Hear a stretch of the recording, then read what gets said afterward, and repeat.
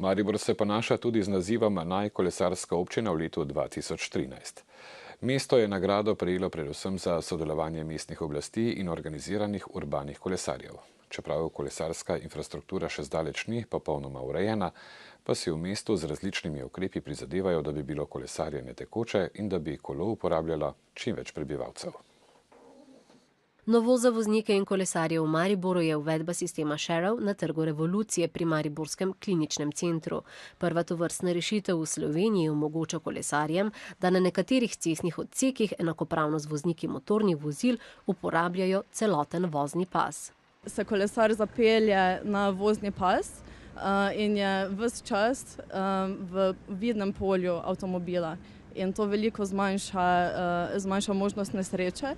Novosti se morajo udeleženci v prometu šele navaditi in se o njej podučiti. Je pa res, da je tu en psihološki premik, da se kolesarji ne počutimo več del prometa, ker smo bili zdaj leta, 10-20 let odrinjeni na stran. Zato je tu potreben en psihološki premik, da zbereš pogum, da greš na cesto in izkušnja je super. Težav je sicer veliko, od pomanjkanja kolesarskih stez do katastrofalno slabih cest, a razmere se vendarle izboljšujejo. Med drugim občina in kolesarska mreža načrtujeta ureditev kolesarskih poti vse do obrobja mesta. Da je več prog, da je večja dostopnost, večja povezanost. Sicer pa si v prihodnosti prizadevamo tudi za kolesarsko povezanost z zunanjostjo občine oziroma z zunanjim ringom občine, ne samo v centru, tako kot je sedaj.